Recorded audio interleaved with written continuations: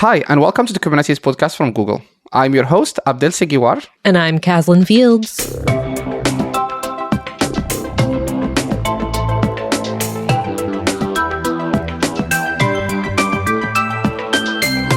In this episode, we chat with Lukas Käldström. Lukas is a senior software engineer at Upbound, a Kubernetes contributor and expert, and a meetup organizer.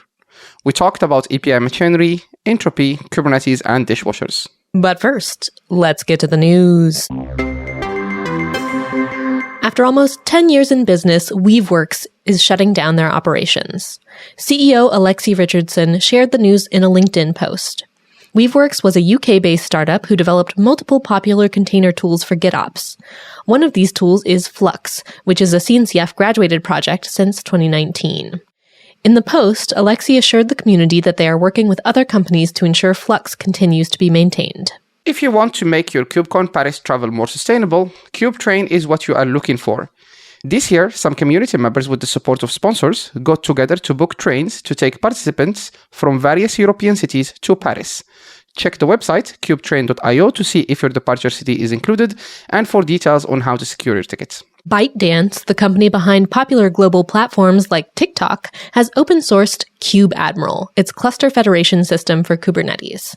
kubeadmiral is designed to manage multiple clusters with efficiency and effectiveness.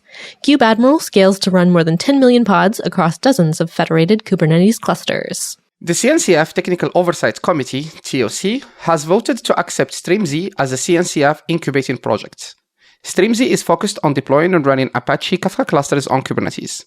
Apache Kafka is a leading platform for building event-based microservices architectures and real-time data pipelines, and it is horizontally scalable and fault-tolerant by design.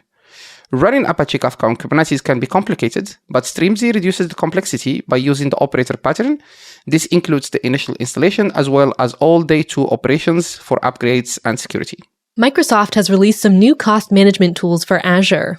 In addition to some updates to pricing for individual services, they've also released some new billing tag capabilities, including the ability to tag billing profiles and invoice sections and use them for cost reporting and analysis by enabling tag inheritance at the billing profile level.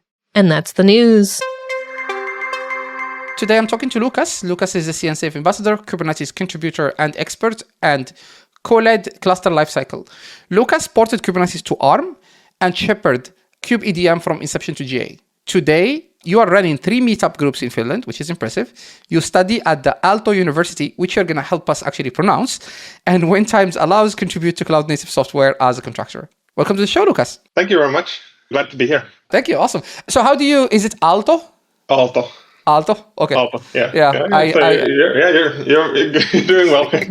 Well, I've been in Sweden for 6 years, so I had to learn how to pronounce this strange sounds. It's cool. So let's get going. I like to throw curveballs at my guests on the show to just get going strong. So I saw one of your interviews and you said that Kubernetes is kind of like a dishwasher for servers. Can you help us understand what do you mean by that? Absolutely. It's quite funny. I wrote my bachelor thesis a couple of years back. Wanted to understand, why does Kubernetes work the way it does?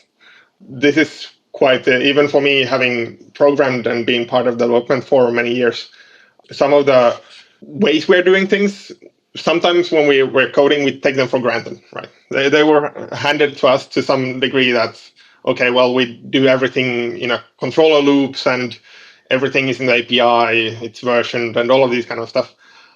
And I started thinking but really, why is this then better than what we're doing before, if better at all? And when I researched this, I found a lot of control theory and lots of other from the physical world phenomena. Yeah. And then, one of these analogies, I tried in the thesis to have a lot of analogies to make it easy to understand, because many of Kubernetes concepts are very abstract in one sense, or sometimes even quite mathematical. So I wanted to have some easy to understand analogy, right? And I started the phrasing as the universe. So the second law of thermodynamics states that the universe always goes towards a more entropic or chaotic state, right? Mm-hmm. So we start from the Big Bang, and it's very kind of ordered. Now look at how chaotic the world is these days, or whole universe as such. And this second law of thermodynamics, that it either kind of the chaoticness stays constant or increases, applies to everything, also information, right? This we can see in everyday life. And I use the example of if I go and make lunch, for myself, then before all of my dishes are clean. So, everything is great. Everything is, highly ordered, just as I want it in my kitchen. Then I make lunch and I eat it. And afterwards, it's a mess. The kitchen is a mess.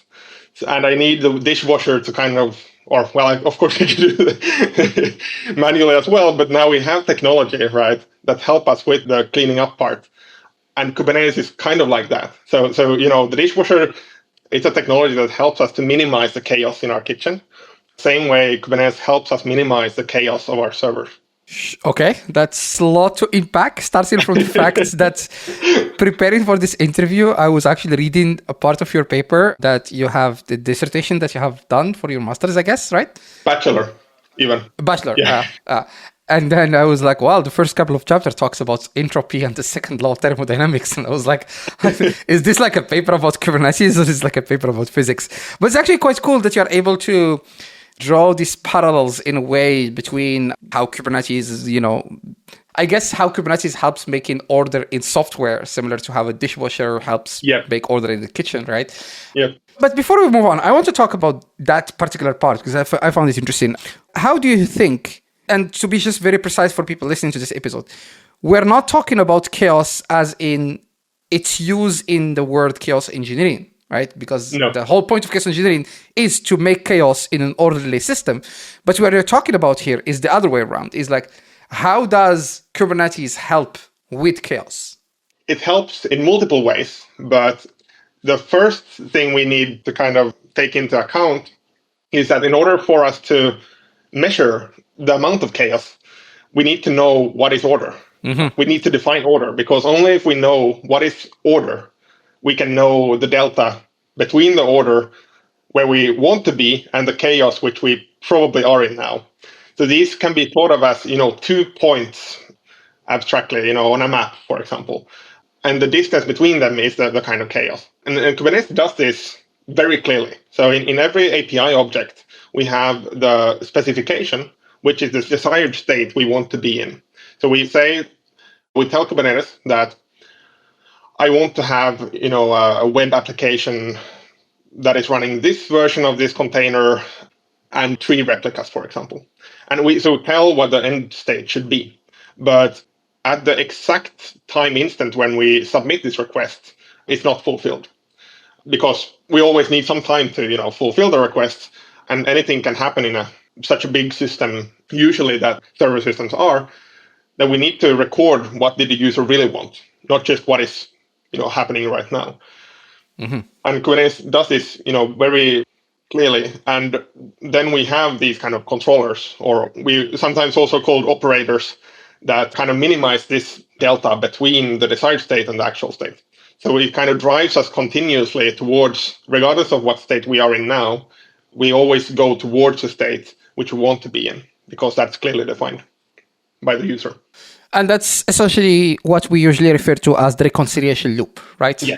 And I find it super interesting that, we're going to talk about this in a little bit more in detail, but this whole control loop theory, or control loop, not theory technically, like the control loop implementation of Kubernetes, is not novel in a way. It's not like something, it's existed in other fields, not even in the tech field, definitely, right? Definitely.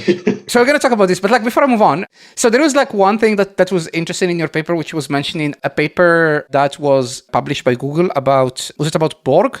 I think it was about Borg, right? Yes. Yeah, so it was probably one of the first publications that described what Borg is, which is Borg is what gave birth to Kubernetes. Yes. And when I am explaining this to people, I always say this is as much of similarities as you can describe between Kubernetes and Borg, because they are vastly different in terms of how they're implemented. It's just the idea came from Borg, right? Yeah. And that paper, there is this mention that says failures are the norm in a large-scale system, or large-scale systems with an S at the end. So why do you think it was phrased? What's your take about this particular mention? It is really interesting once I started, thinking and researching these topics, I've had to take multiple new courses. So I'm studying at university now, just starting my master's before that bachelor, such as, thermodynamics, probability and statistics, and control theory. Actually, I wish I would have taken control theory before writing the thesis, because, it went the other way. So I did the thesis, saw that, oh, wow, there's a lot of control theory I would need to know here, but only after that had a chance to take the course. And then when doing all of these, probability is one of them that is really kind of hard to wrap your head around. I can't say, that goes for any of these topics, like they are so deep, all of them, that I don't think probably no one can comprehend them fully. But with the probability, like if we always talk about, SLAs or SLOs and all that kind of stuff, and, how many nines do you have there? But even taking a really, quite good policy of, like, I don't know, say you have 1 in 10,000 is failing of something you're doing. That sounds good. But if you do it, 10 times a day and for a year or 2 or 3 years, then quite soon the probability of none of these things failing will be very low, actually. Mm-hmm. So like when you start taking this 99999 to the power of 10,000, so like what you need in order to not have, for all of them cases you have executed this command or something like that, you have dodged the risk of there being one of these failures, right? So mm-hmm. A large-scale system like Google's, the exponent, even though you have really reliable things, softwares or hardware or all of these things, systems in general, just when you raise the power, high enough to tens of thousands or more, you will start seeing these systems.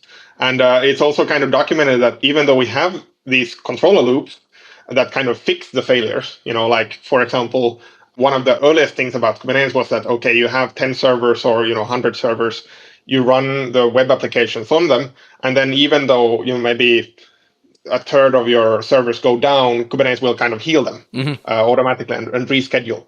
And that's all good. But sometimes, even though you really fast these controller loops really fast try to fix all of the problems, maybe the problems arise with such speed that you will never get to error 0. That is quite usual in some of the systems, that errors just arise as fast as you have time to fix them. Mm-hmm. And that can easily be the case. It's quite interesting to think about this, because when people say that Kubernetes is complex, a lot of these, basic terminologies or like these, philosophies are from other fields, and quite well known, not too complex at the heart, but the implementation becomes complex, of course. Yes. So then if you don't understand the philosophies, it's hard to know, what is the system doing now.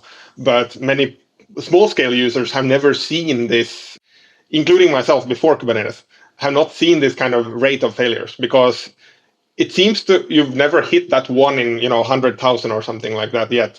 So you think it will never happen, right? Yeah. And then you think that a system like Kubernetes that fixes and takes these failures into account is like, oh, I don't need that. My systems will never fail, right? Yes. You've just not run the thing long enough. I'm super happy to have this conversation, because I feel like you're one of the probably few people that think the same way I think about Kubernetes, in a sense of like, I'm coming from a world where Kubernetes did not exist. And so the only options back in that days were things like Ansible and Chef and Puppet and, the way you would orchestrate servers, or even before that, just Bash, just pure Bash, right? So we've all been there. Yeah, exactly. So it's very hard actually for a lot of folks to think, what does Kubernetes brings to the table in terms of making certain things easier? But then the way I always think about it is, in our industry, the more abstractions you build to make things easier, the more problems you introduce, right? That's just an inherent effect, I would say. Yeah. So before we move on, then I want to think about something. Like, we talked about control theory a lot. What's control theory? Now that you took the course. Yes. I did. So the kind of easiest way to explain control theory from a, practical perspective is that you have the cruise control in your car. And you have a road and say here in Finland, it's kilometers per hour.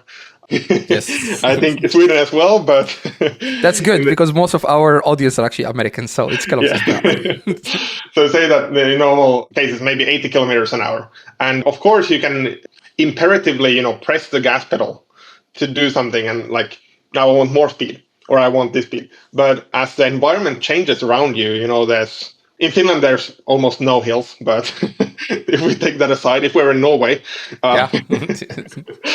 then you can't press, in order to keep the 80 kilometers an hour, you can't press the gas pedal the same amount all the time if you're going up a hill or going down the hill. Yes. Then if you're going down the hill, most likely you need to brake. And this is kind of, the cruise control is then a controller, they also call it that sits between you and the engine. So it kind of looks at what is the current speed, well, say maybe 75, and what is the desired speed, okay, 80. Okay, I have a delta here, and depending on what that delta is, it will take different actions, like mathematically, take different actions and press the gas pedal in a different amount. And if the delta is large, say, you're going 40 kilometers an hour and you want to do 80 still, you will press the gas pedal much more than if the delta is 5 or 1 or 0.1. Right, because if you press it too much, then you will go over, and then you need to brake or stop pressing the gas pedal at all. So it's the kind of science of how much should we press the gas pedal, right, in order to optimally, get to the speed that we want, but also be able to have stability in the process. Because, of course, if we press it way too much or too little, we won't have any stability, and I don't know, our car will go into the ditch or something. So, and what I found really interesting about the control theory course is that we have, and the control theory is what, driving the world in all of these analog, physical systems. Airplanes would not fly if there would be control theory and many other things. Mm-hmm. And the key in control theory is to measure stability. So, because it's better to have, say in an airplane, you want to have stability over performance. This is actually this analogy I'm taking from a Mark Burgess book, In Search of Certainty, where he says that, like, if you're riding a passenger plane from Helsinki to Paris for KubeCon, then I, as a customer, definitely want to have the stability. I don't need to get there in 1 hour. I can wait 2 or 3. Sure. Much more interested in getting there. But in a fighter jet or something like that, you want to have the controllability instead, or some kind of fast response, and kind of ability to do a lot of quick turns. So there's different kind of design decisions, but the fact that in analog control theory, in the normal control theory, you can calculate that will this controller be stable or not, just by examining some mathematical properties. I think it's really interesting because we don't have that for our software controllers. So say that you apply 2 storage controllers to your Kubernetes cluster, or 2 ingress or something like that, and they wouldn't, 2 ingress is a good example, because if you forgot to set the, which ingress should this be, and both of them assume that it's them, they should be acting on it. Yeah. Then they start fighting, and like one of them applies, I'm putting this state and I'm doing these other changes in the cluster and all of the. We don't have this way of making sure that is this combination of controllers stable or not. So that is kind of my key takeaway from control theory, like what I learned that we would need.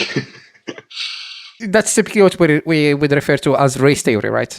So you would have 2 things trying to act on the same object at the same time, and they would just like override each other, change this.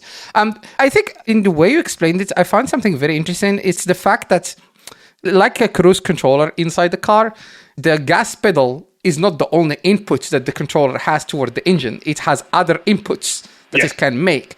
And this is kind of fairly similar to how actually Kubernetes itself works, because if you're trying to deploy a pod or a bunch of pods, the controller has multiple things it uses at the same time, right? Like you have the scheduler, which tells it where to run what.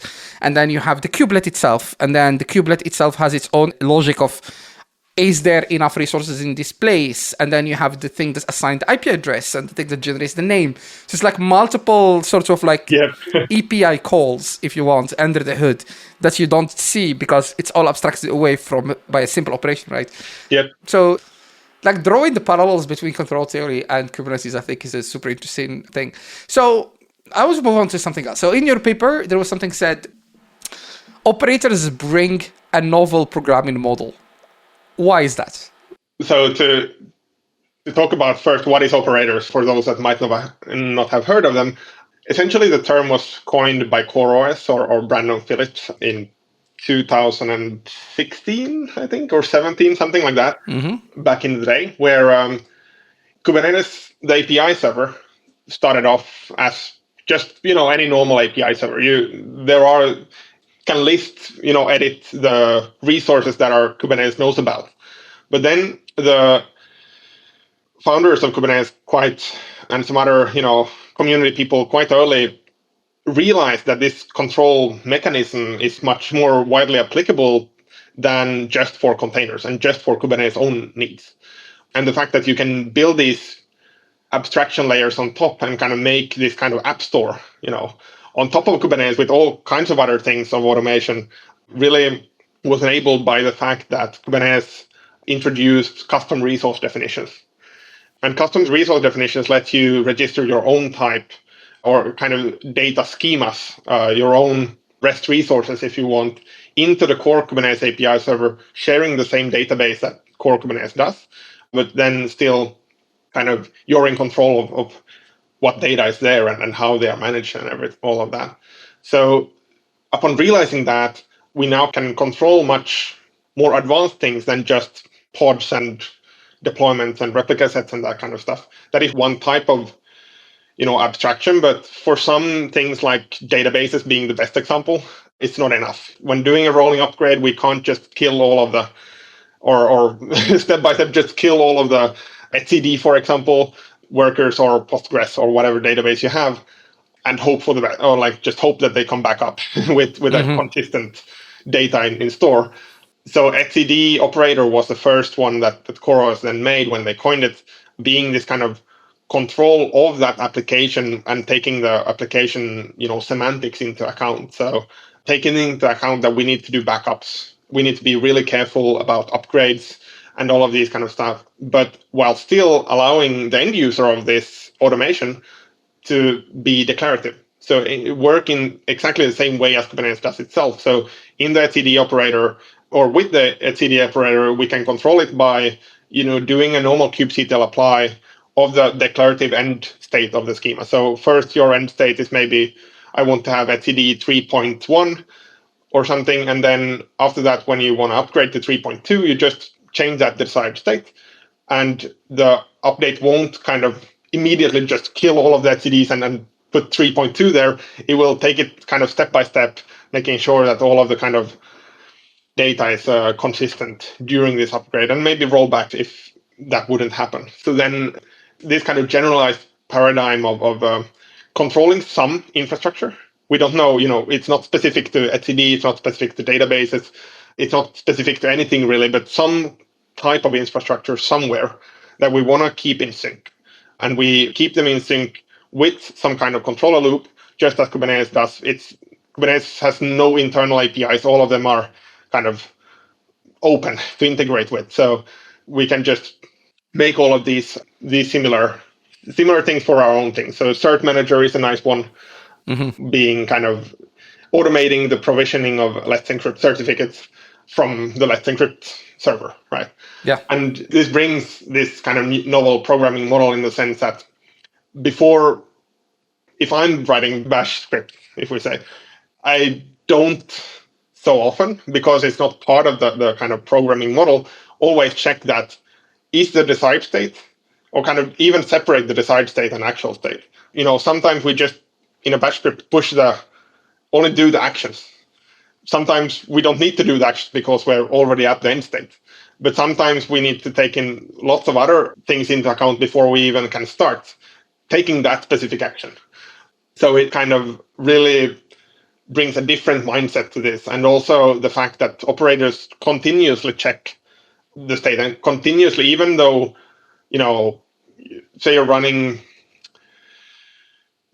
some etcd operator or just any deployment in Kubernetes, that deployment controller will actually check, say, every minute or at some other user-specified interval that the deployment actually is still there and it's still correctly configured and all of these.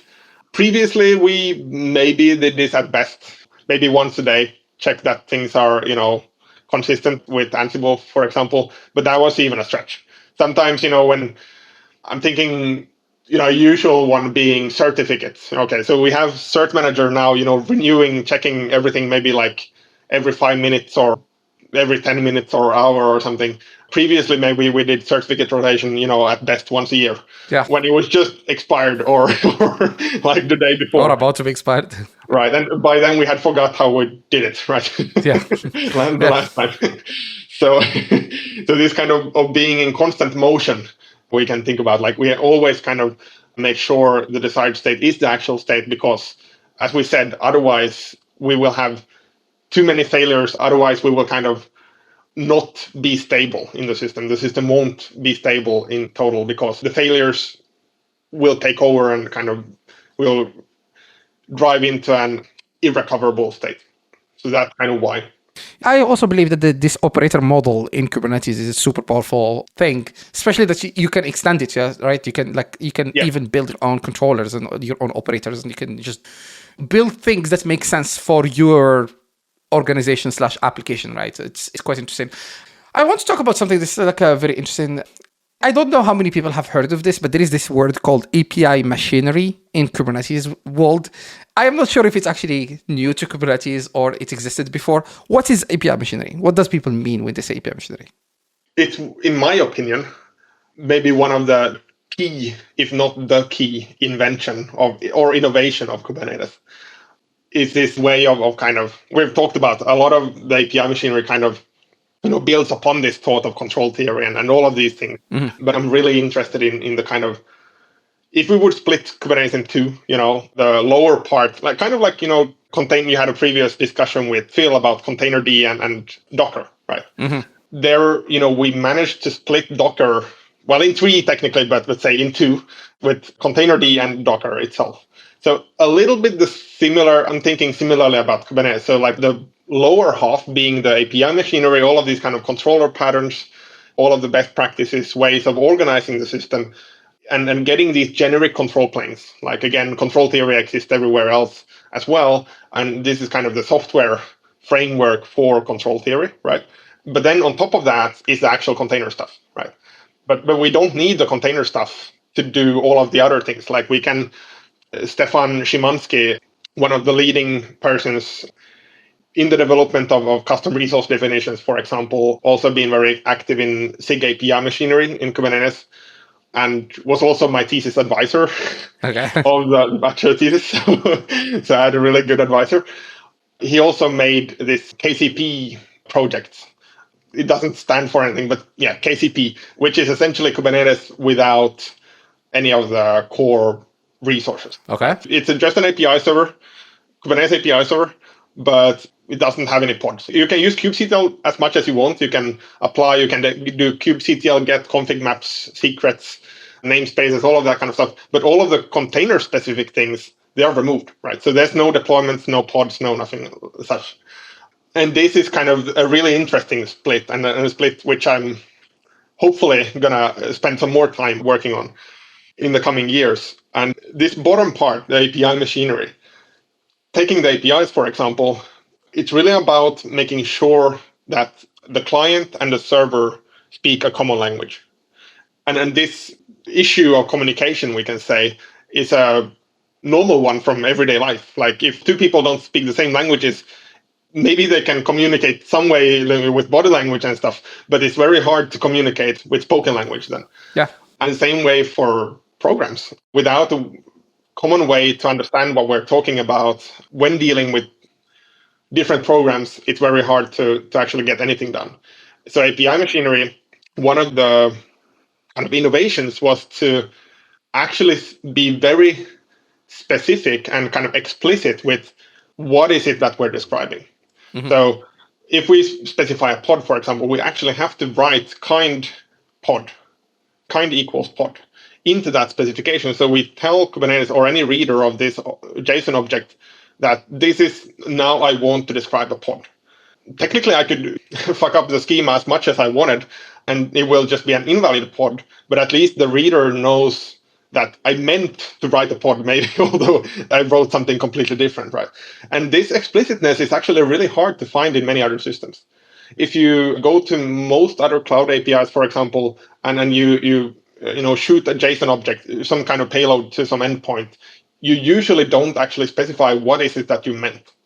So it's kind of easy to mix between these different payloads, these different JSONs that you throw to different places, and sometimes both you and the servers you're trying to communicate will be very confused on what you actually meant. In some other previous systems, we've tried to use intristics, right? So we kind of, if this field, if a field with this name is here, then I know it describes a VM. This other field is here, then I know we meant a VM disk, right? Yeah. And these kind of other things. But that also kind of goes haywire at some point when you have a lot of similarly looking JSON objects. So that is one of the things that are being really explicit of what do we mean when we say, and this allows us to do generic decoders. So we can, for example, kubectl apply, we can just apply the whole folder of a lot of different kind of JSONs and YAMLs and whatnot, because we know when the server reads them, it knows that we don't have to kind of rely on the file having a specific name, which is also another kind of commonly used intristic that, okay, if this file is called deployment.yaml, we know it's a deployment. No, we can call it anything. It can come from anywhere because we actually specify it in that same schema. So that is one. Then the API version, even though it would be a deployment, how do we know what kind of fields are allowed and what kind of schema of that object we should kind of use for decoding to kind of interpret and understand this? Like as many people know, business kind of requirements are never static, right? They always evolve. And that means that sometimes we need to deprecate, we need to remove old things, we need to, stuff that we thought was a Boolean, true false thing, like enable true false, becomes easily over time like, yeah, it should be enabled on weekends, but not on Saturdays, between 5 to 10. This kind of, when we designed the system first time, we just had an enable true false. It evolved into a massive sub-object of, when should this thing be enabled, right? Yeah. And for that, we need a kind of schema evolution of that object. So also encoding the version very explicitly, we have the API version field equals v1, v2, whatever. And if we want to tell customers that this is a, kind of unstable API, we add maybe alpha, v1 alpha 1, v1 alpha 2, and kind of keep evolving them like this. Having those two there is really important.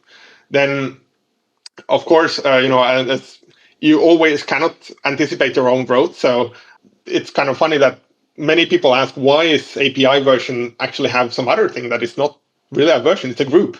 It's a DNS name, yes. Right? Where does that come from?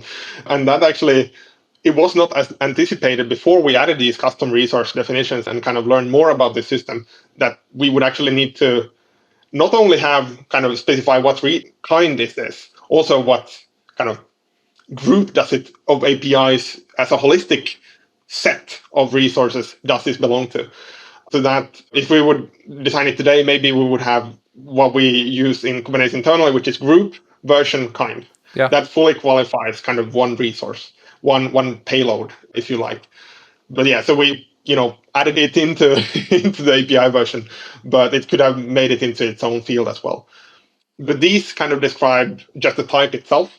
Then to describe the object, that's also consistent for all of the kind of so metadata, and then we have name, we have namespace, we have all kinds of labels and annotations. These are common for every object. So we can again make generic clients, generic interpreters that kind of make sense, organize these kind of resources based on that. So in this case, like name and namespace are the kind of primary key, if you want, of the resource. And by having the primary key, have a well-defined place, it's much easier to do everything else with these resources, because in other systems, if the primary key sometimes is called ID, sometimes primary key, and sometimes name, and sometimes whatever else, it's very hard to make something generic that actually can organize the things, the files just by name. Yeah. I actually have a follow-up question. I have two follow-up questions. We'll get to the other one. I think we didn't really agree on that question yet, but I'm super curious to hear your thoughts. But before we get there, so describing all the stuff you've been describing about how the APIs are managing groups and stuff like that. Yes. Yet, when you are a user of Kubernetes, it usually looks and feels very consistent across all the objects, or across at least most of the objects, right? Maybe ingress is the outlier there because of all the annotations that have to have been added over time. But so considering that the Kubernetes project itself is split into 6 special interest groups, how is it possible that the user experience, the UX, is still consistent if everything is just built by a completely separate set of people? Yes, and of course, having been a core developer of the project, it's a lot of work that goes into giving that feel. Yeah. And also lots of communications in Slack. But in a couple of different ways that's possible. Well, firstly, Kubernetes has very strong kind of best practices or API design conventions. So there is an API conventions document that is, if you print it to A4, maybe 20 pages, I think, of text. So fairly sizable compared to many other projects. And they describe, for example, that you should probably never use Booleans. That is one of the things that they say, because, realistically, you will probably have to replace it with a string or, some enum or just a whole different subfield in the future. Sure. And then another thing is don't use floating point numbers, because one of the funny things that some people know, some people don't, is that many floating point numbers or decimal numbers can't be represented exactly by computers because they have finite memory. So then you as a user wrote, I don't know, it doesn't work for such simple things, but like 0.16 or something. Maybe if you're unlucky, that would actually, when coming to the server, would be 0.17 or something like that. Oh, yeah. And then then your intent was lost, right? Yeah. And so you cannot kind of round trip it. Many things like this are, the API design conventions. The other one is there is a specific special interest group called architecture, SIG architecture, that kind of tries to, govern and enforce these as well as possible. And there's also a set of API reviewers of at least the core Kubernetes project that try to make sense, make such that they are quite consistent. Cool. Got it. So then the other question, and I'm going to throw you another curveball here. I think it's kind of started around KubeCon Amsterdam last year, and now it's becoming a thing. Long-term support, LTS, right? Yes. We all know that Kubernetes famously have officially 1-year support, right? So by the time 1.30 is out this year, 1.27 will not be supported anymore, right? Officially. It's whatever current version -2, right? So 1.30, so 129 and 128 will be supported. 127 will be technically end of life. Then at KubeCon, one of these big cloud providers went ahead and got okay, we're going to do LTS, long-term support. So we're going to charge you more, but we're going to support... but to be precise, we're going to do LTS in our managed Kubernetes offering, right? Yes. So they announced it. Now the prices is out, which is kind of insane in my opinion. Then there is another cloud provider which also came out with the same communication. And it's interesting that they both actually charge the same amount of money. So basically it's the control plane. You pay for the control plane. If you are running your managed Kubernetes version on a currently supported version of Kubernetes, it's $0.1 per cluster per hour, right? If you run an out of support version, it's $0.6. So it's 6 times the price for the control plane. Yeah. So what's your take about that? What's your opinion? So one of the key things about the API machinery, that what it lets us do, in theory, and again, one of my favorite quotes is that in theory, there is no difference between theory and practice, but in practice, there is a difference.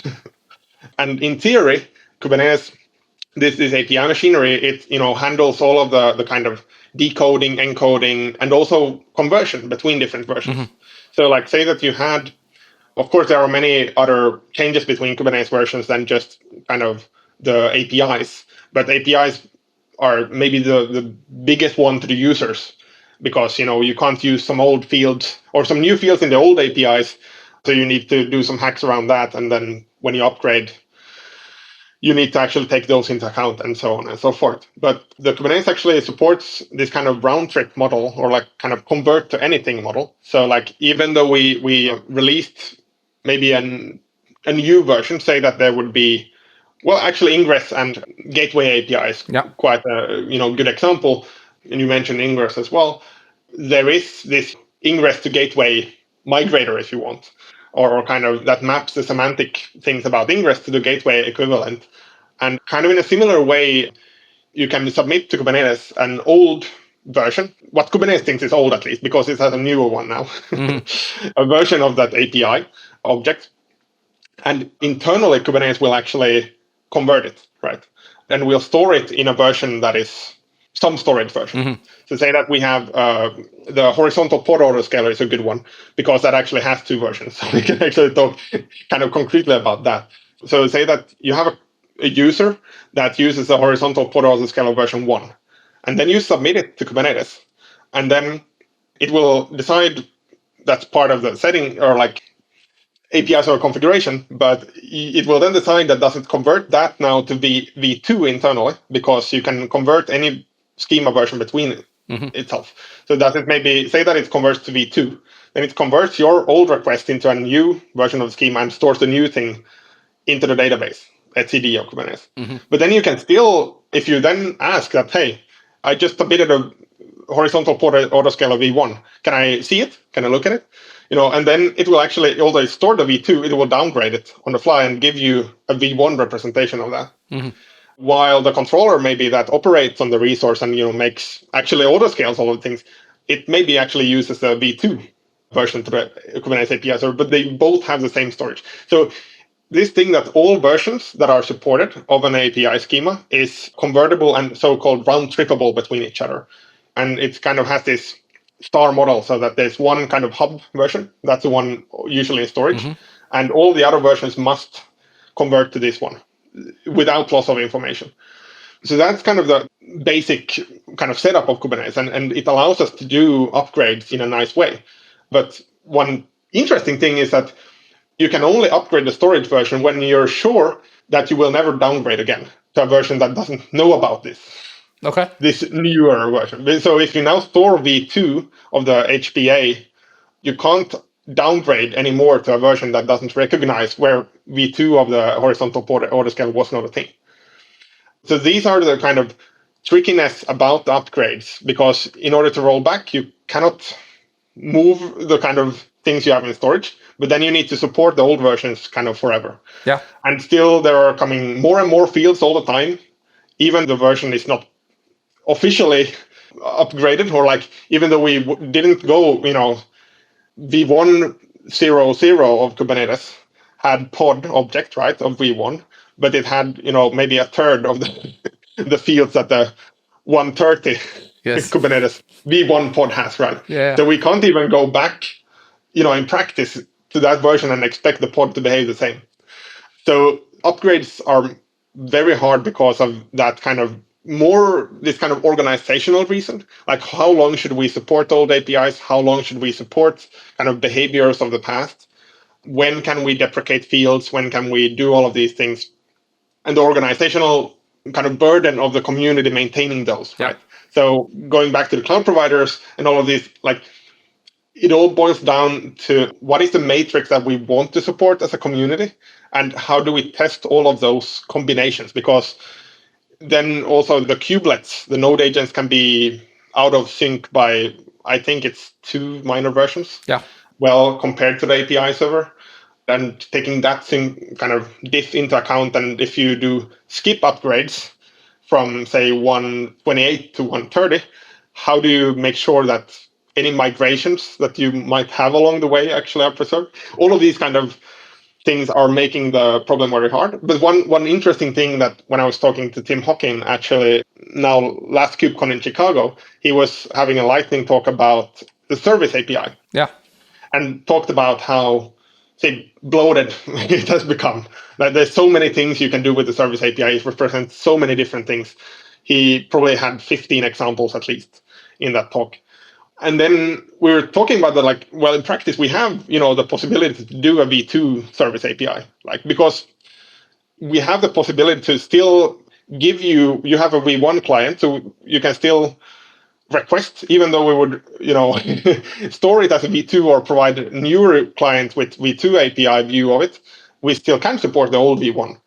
But that becomes more of a kind of organizational problem, like that will still break someone, right? Eventually, we will break someone, right? And there will eventually be although we have this perfect, conversion mechanism and all of these kind of technically, like practical in the community, it will be such a big change that we can't do it. So it is a little bit same thing with the LTS stuff, that how fast can we move and how much resources do we have in the open source community that actually, sustains all of this work, does the testing of all the matrices, like there are so many combinations of everything, and governs that people don't kind of violate the principles of when, for example, you can move to a new version in your cluster and when you cannot, if to preserve downgrade possibilities and all. So it's very interesting, but I'm interested in seeing how that kind of model of charging 6 times more Yes.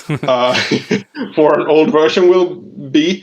If that's the case, I would hope that most of that money, personally, I would hope that most of that kind of excess money or delta money would actually go into sustaining Kubernetes contributions, and maybe fund people that then add maybe expand from 2 to 3 or have some kind of support for older versions or LTS versions.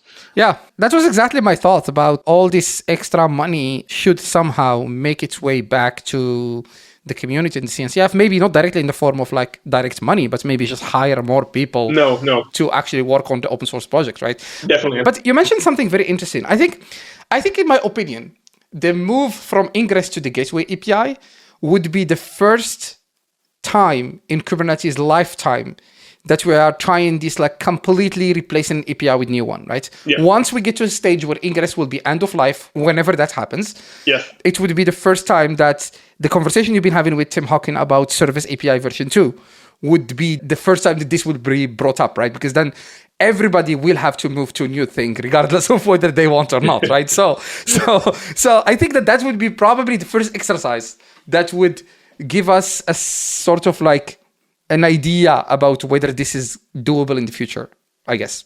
Yep. It definitely incurs a lot of oil on both the project and its users. Yes. But sometimes it just needs to be made. Ingress is one of those where kind of I like the concept of Hurum's law. Maybe I'm butchering the name, but if I recall correctly, a Google engineer that did a law that any kind of user-facing consequence or kind of behavior of the API will be used and depended on, although it's not part of the API description. So like if there's a side effect that like the, kind of the XKCD, that, if there's a side effect that the text editor, uses 100% of the CPU when typing an M character or something, then someone will have used the CPU heater, to warm something else, and will be broken by the fact that now that we fixed that, inefficiency, I can't start my home heating by pressing M anymore, that's a very funny example.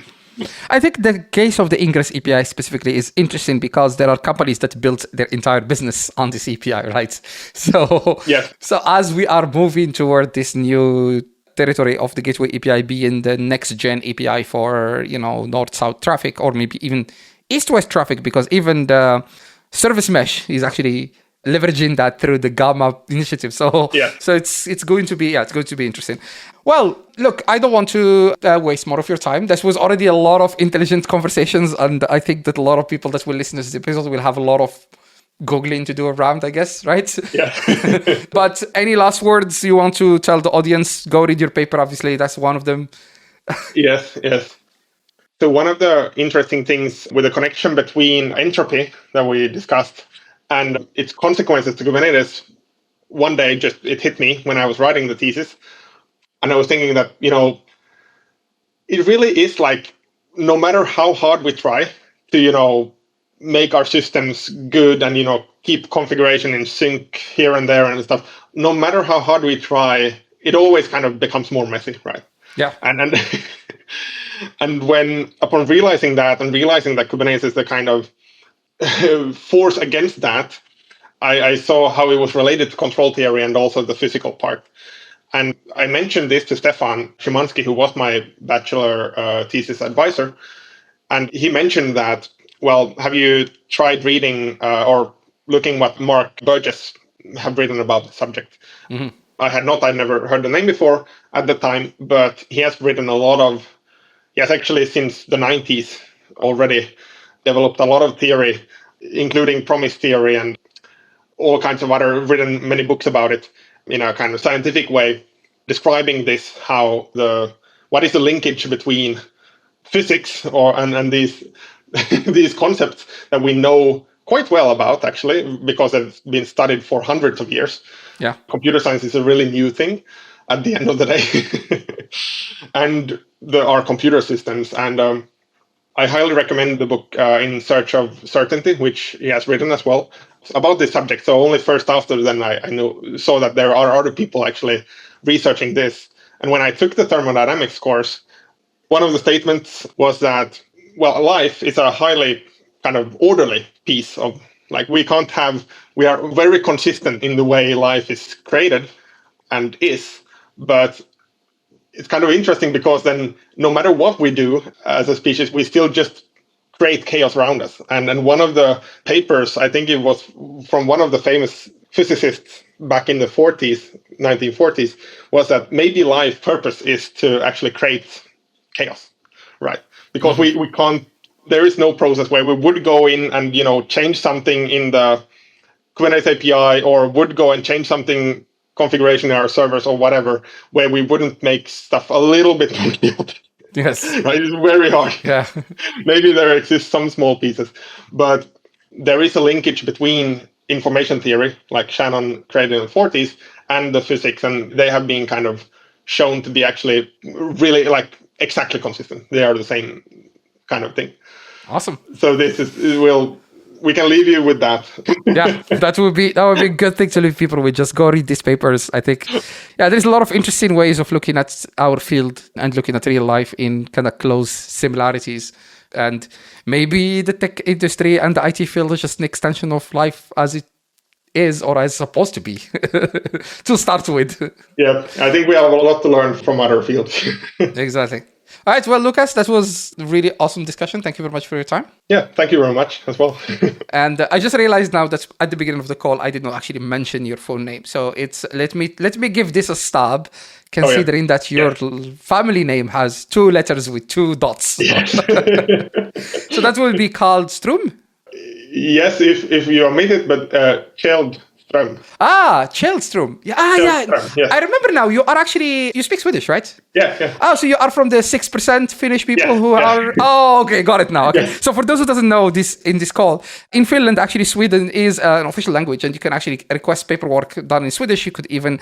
the signs in the streets are written in both Swedish and Finnish, and there is like 6 to 10% of the population who are like...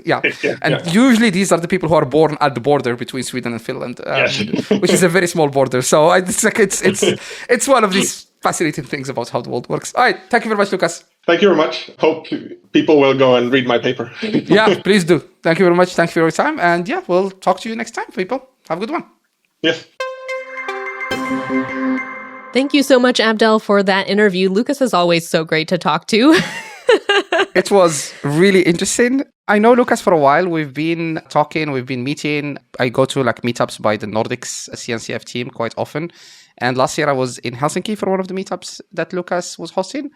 And it was last year that Lucas shared the paper with me and I started reading it and I was like, this is interesting. We need to get this person on the podcast. Oh, yeah. I mean, Lucas is always great. The first time I met Lucas was at KubeCon EU 2019 in Barcelona. Mm-hmm. And we were both lost looking for the way into the convention center, I think, because it was a little bit confusing. And we ended up walking together and finding our way into the convention center. And then later he was on the keynote stage and I was like, oh.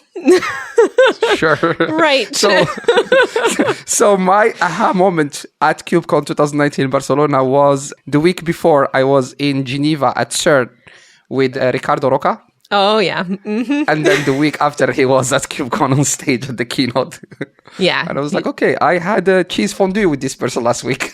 The era of CERN at KubeCon was great. Yeah, for the people who doesn't know, I think we need to find the link. It was replicating the Higgs boson experiment on Kubernetes. Oh, so which was cool. Amazing. Yeah, it was really cool. I think there were a couple of KubeCons where they presented, but Yeah. Ricardo was also one of the co-chairs of KubeCon, so he was at multiple of them. I'm sure he talked about certain stuff at a couple of them. So that's, Yeah. But the one where they talked about replicating the experiment was, and how like Kubernetes could have made it so much faster to find it, was so cool. Yeah.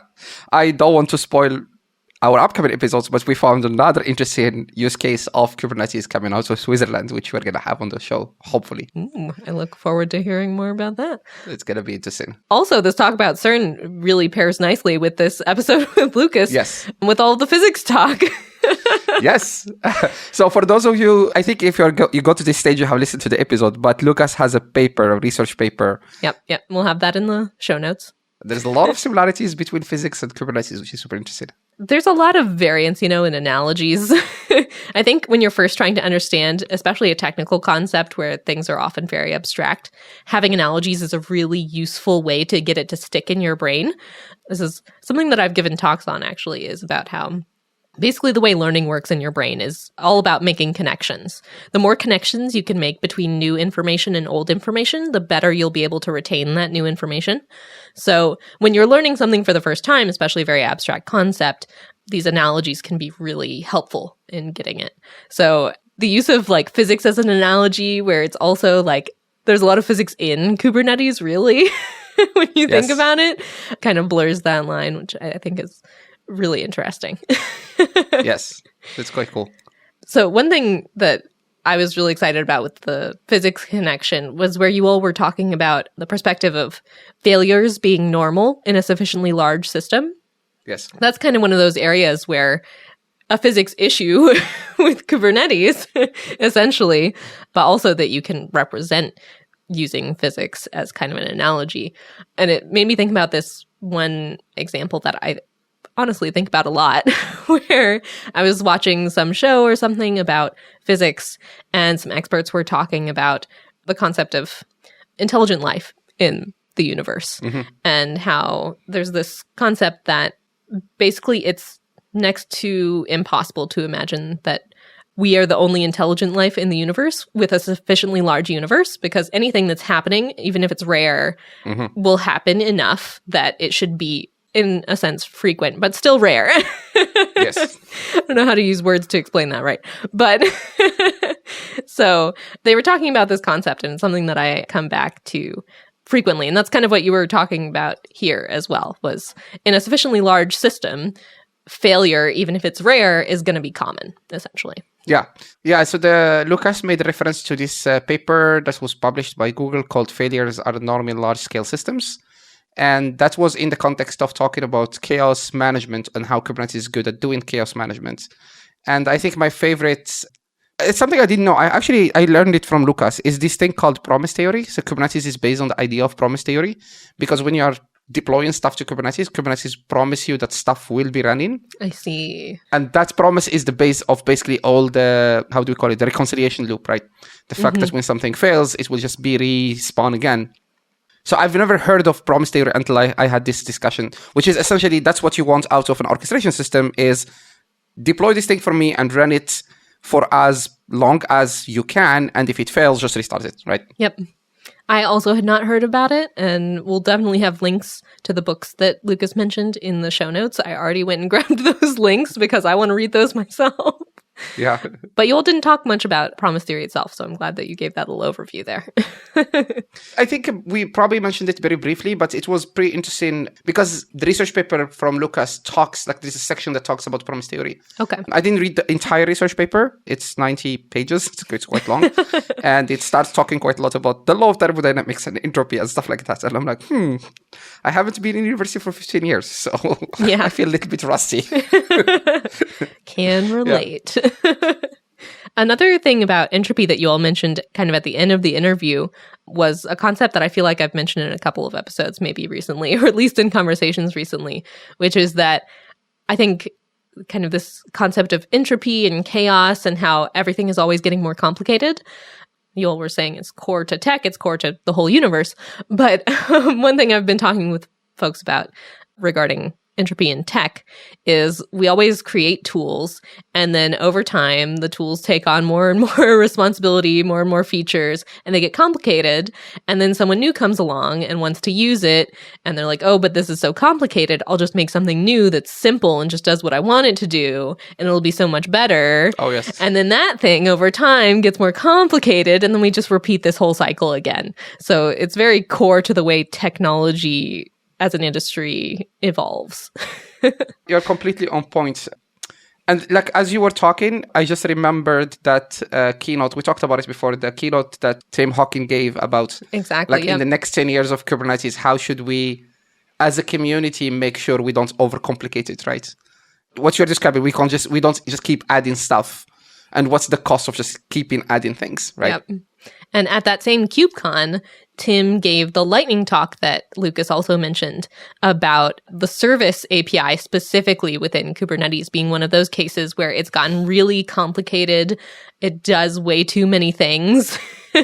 And so at some point may need to be replaced. And you all had a fantastic conversation about that. I really enjoyed that.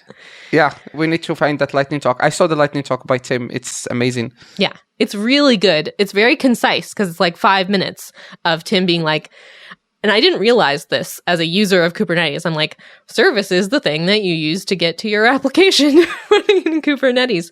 But there's so much that it does. And he kind of lays out all of the different jobs that services as an API object do for the Kubernetes cluster. And it's like, oh, yeah, that does do a lot that makes it really weird and unwieldy within the Kubernetes ecosystem. Yeah. And I think one interesting observation there is when we talk to people, so when I was doing consulting, it's very hard to try to explain to people why there are two different APIs that try to achieve the same thing. Back in the days was ingress, so ingress and service. Oh, yeah. Why do you need to use service to get to that one is really confusing. Yes. And now there is the gateway one, right? So now there are three APIs. But what's cool there is I saw this article that was published by the maintainers of the gateway API. They are basically adding some sort of routes to the gateway API that can give you the same type of load balancers you would get with the service API, right? Mm-hmm. I don't know if the plan long-term is to deprecate it, but there is going to be potentially a place where you would need only one thing, which is the gateway API, to do basically north-south and east-west traffic inside Kubernetes. And that is kind of the core takeaway, by the way, from Tim Hawkins' lightning talk, is that the gateway API actually takes on a lot of the responsibilities that service is also doing. And so the adoption of gateway API, like you all were saying, is going to be the first example where we're totally deprecating one API, maybe someday. I don't know about that, but yeah, I don't know what the plan is there, honestly. But there will be a totally new API that's essentially the second updated version of this original API, and it does so much, and it does relate to services. So I hadn't thought about that really when you all were like, oh, maybe service will be the next thing in Kubernetes that goes this route of like having a totally new implementation. I hadn't thought about that possibility, and I haven't heard anything about it within the project, so I don't know what the plans are there, but it does seem likely that something will happen there. Yeah, I mean, in the context of simplification, as Tim says it's, I think, important to try to like capitalize on one single way of doing things so that people don't get confused. Yeah. And so, as I always say, the easiest way to make things simple is to remove code. So the more code you're able to remove, the better it is for everybody, basically. Talking about moving on to simpler implementations and leaving older, more complex implementations behind so that you don't have everything to deal with at the same time, you all talked about long-term support. Yes, I wanted to get Lucas' perspective on that. It's such a point of kind of, I don't know if contention is quite the right word within the community, but it's pretty close. It's definitely something that a lot of people are talking about and a lot of people have strong feelings about. Yes. So I will refrain from sharing my opinion because I do, of course, have opinions about this. But the only thing I would say is I would highly encourage people to go look at how much AWS and Microsoft charges for people running non-supported. By non-supported, you mean out of support upstream Kubernetes. Yeah. Right? But it is a trade-off that in some cases is worth making for some companies. It's going to be really expensive, but I know that there are some cases where folks will be like, the ease is worth the money. Sure. But we'll see what kind of trouble that gets us all in. Yes, sure. It's a very valid point. And maybe some companies will basically want to throw money at the problem to make it go away. Mm-hmm. There is, however, still, LTS in Kubernetes is only 2 years. So you're only delaying it by another extra year, which to me feels, I don't know, it's like, to me feels like what's the point of just wasting money instead of just, it's just, that's my opinion. That's how I think about it. There's a lot of use cases here to think about. Sure, I bet there are. Yeah. Yeah. I'm glad that you all talked about it. Hearing more perspectives is always useful for understanding. It's really a big deal with the community, with end users. So it's good to hear more about what people are thinking about it. I think it would be interesting to have probably an episode about this. I'd like to have somebody who has like an insider knowledge, not an insider knowledge really, but like more kind of like, there is a SIG, right? There is a special interest group for LTS. Jeremy Rickard from Microsoft did a fantastic keynote at KubeCon North America 2023 about the history of long-term support in the Kubernetes project and like what's going on with it now. So maybe we'll talk to him later. But also, if you're just interested in this and want to get a head start, go check out that keynote. It's very, very good. Cool. It's short too. I think it's one of the shorter ones. But he goes over the history of all of that. Yeah, we'll try to have somebody talk about this. I think it's important as a topic to cover. Yeah. So I could talk more about the history of that, but we'll save that for another time. One other thing that I want to mention from your interview is API machinery. So when you get involved with open source Kubernetes, you start hearing API machinery a lot. And just by itself, honestly, I feel like that doesn't mean much. API machinery, what does that mean? And I really like that Lucas kind of explained that and went into that. Of course, that's kind of the area where he's been focused. You figure out very quickly in open source that API machinery is very important. And I think, honestly, I'd never put these pieces together, but I think, honestly, API machinery is the place to answer a question that I've had for a long time about understanding Kubernetes YAML and APIs. Yes. So you can go to the docs and you can learn about how Kubernetes YAML is supposed to be structured. You can take courses for the CKAD, the Kubernetes Application Developer Certification, and you'll learn about the structure of YAML. But a lot of it feels, at least to me as a user, very like implementation detail-y. Sure. Kind of reminds me of like history class. One complaint a lot of students have about history class is it's a lot of remembering dates, right? Yes. There might be interesting things behind those dates, but you just still have to just remember the dates, which feels like a detail and feels silly to remember. Kind of I feel the same way about YAML, where you have to remember the API version. And for most APIs, like there's big swaths of APIs where that's the same, but there's some where it's different and it can kind of get confusing. So understanding that deeper is something I've always wanted to do. And what I learned from this is that API machinery docs are where I should look. Yes, it's interesting you're mentioning this. So I came across actually a tool. I was just scouting the internet, reading some stuff this week, and I came across a tool. We will leave a link in the show notes. It's called kubeconform. It's a command line tool on GitHub, which you can actually use to validate Kubernetes manifests. So you can run it against a bunch of YAML files, and it will tell you if these YAML files are correct or not. It still feels often to me like guesswork, honestly, when I put together a YAML file from scratch. Oh, yes. It's like, I know I need these sections. I know these sections have these parts. There's probably a bunch of parts I don't know about. I don't know how to find out about all of the pieces that I don't know about. I mean, I can go to the API docs, but sometimes it's kind of unclear how it relates to actually writing the YAML. Yeah, that's something I've always wanted to understand more deeply, and that is API machinery, is what I learned in this. That's API machinery for you. Correct, yes. And I think that one of the conversations we've been having with Lucas was the fact that Kubernetes is being maintained by a bunch of people, so multiple SIGs, and then there is a SIG API machinery, which is, in my opinion, quite uncommon because typically, if you are a developer maintaining a backend, you also maintain the API that goes with that backend. Right. But the fact that there is this disconnect between the API machinery part and the controllers part, if you want, because everything is a controller technically in Kubernetes, and still works fluently and works like beautifully, right? And I think one other thing I want to mention is if you go read the API machinery documentation and understand why it was set up the way it was set up, then if you are following the KEPs, like the Kubernetes enhancement proposals, and you see people mentioning why APIs are not supporting whatever people want them to support, then you start understanding why there is always pushbacks about just adding stuff to APIs and, because it just makes things more complicated. Yeah. I thought it was really interesting the way that he kind of framed it as, I feel like the job of API machinery is to help with the communication between humans and the computers. Yes, pretty much, yes. It's like making it clearer to the computer, this is what the human was going for. Yes.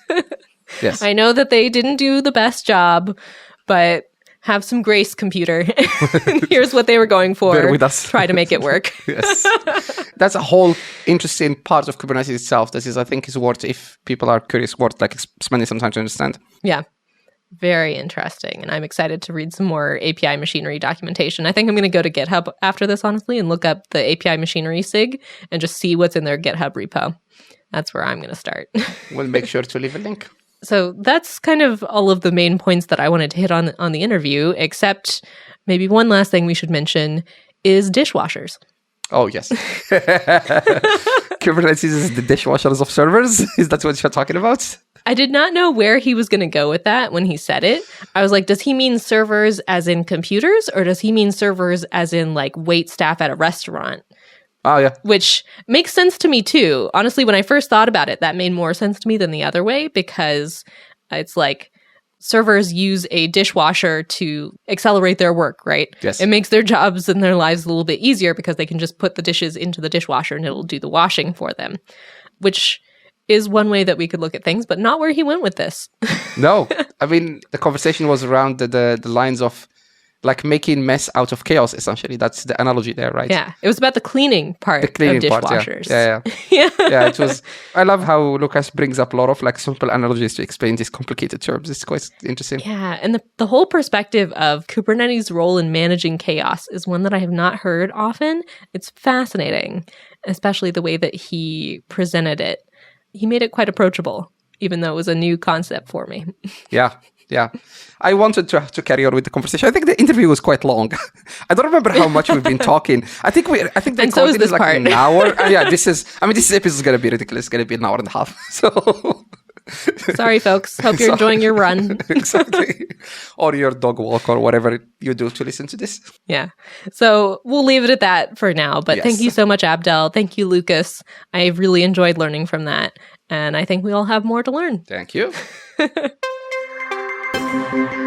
That brings us to the end of another episode. If you enjoyed this show, please help us spread the word and tell a friend. If you have any feedback for us, you can find us on social media at KubernetesPod or reach us by email at kubernetespodcast@google.com. You can also check out the website at kubernetespodcast.com, where you'll find transcripts, show notes, and links to subscribe. Please consider rating us in your podcast player so we can help more people find and enjoy the show. Thanks for listening, and we'll see you next time.